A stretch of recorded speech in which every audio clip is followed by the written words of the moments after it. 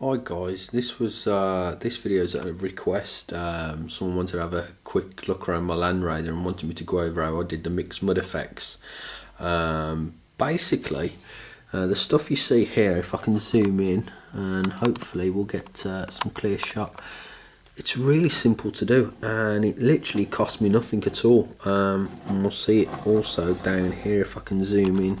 Sorry, if I can get in focus rather. What I used for that was two different types of beach sand. People out there that have got kids, I'm sure you've been to the beach once or twice within the last year or two. So take some sandwich bags when you're on the beach, scoop it up. It's free, doesn't cost you a penny. For those that aren't going to be travelling to the beach anytime soon or don't live locally to one, Argos and other places like that sell sand by the kilogram for kids sand pits.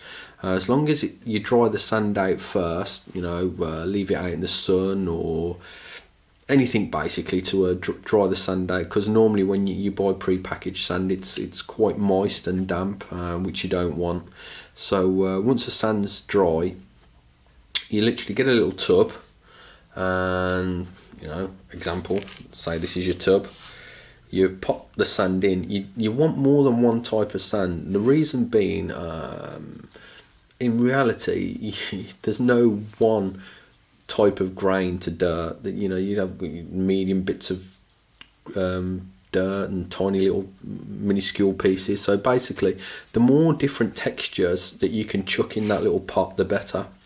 Then chuck some matte varnish in there, chuck truckloads of PVA glue in there, bit of brown paint, stir it all up, and then I literally got the nastiest, dirtiest old brush I could find, and I just slapped it on, and I left it for 24 hours to dry.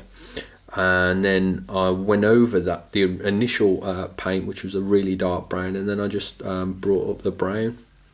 Let's go over some of the other things on this Land Raider. I'm so terrible when it comes to drilling out things. Here we go. You want to see some rivet counting? I drilled out all the barrels on the exhaust. That's 80 holes just in the exhaust.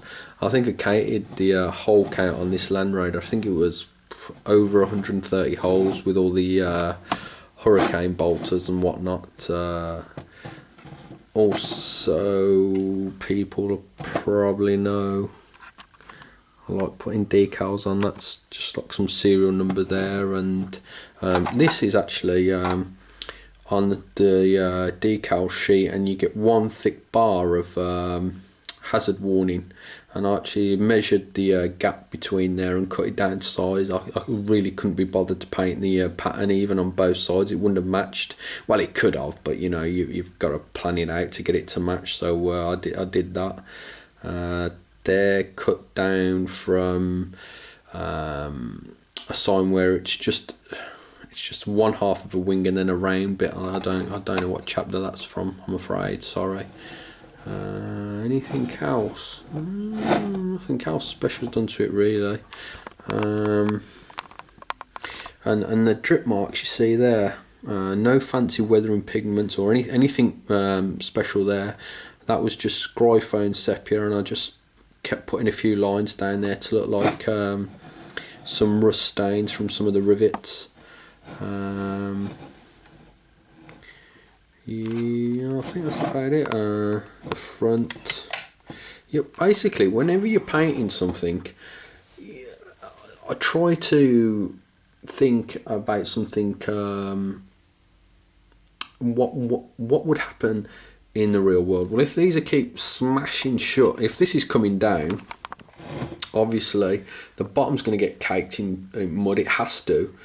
The top bit has to get caked in mud as well, because that's going to dig into the mud. And then when it lifts up, it's got to start chipping away and smashing at the front. But obviously this part's going to be no contact at all really with any type of debris, so that's going to be fine. But you have to just think of things, how would it be weathered, where would it be weathered. Another example is round hinges and things like that. You would get rust there, The rust again, simple. I used a terracotta, I think, colour for that, and black can be easily mixed with a red and a brown. I mean, it doesn't, you know, as long as a dark red and a brown, you've got terracotta basically. Wow, nearly that colour. And then just going out and then just highlighting and bringing the highlights up with orange. Anything else? No, I think that's about it. I painted the inside, but I don't think. Let's just pop these off. No more luck, I'll try and take them off. Let's see if we can get an inside shot in there. Oh, there we go.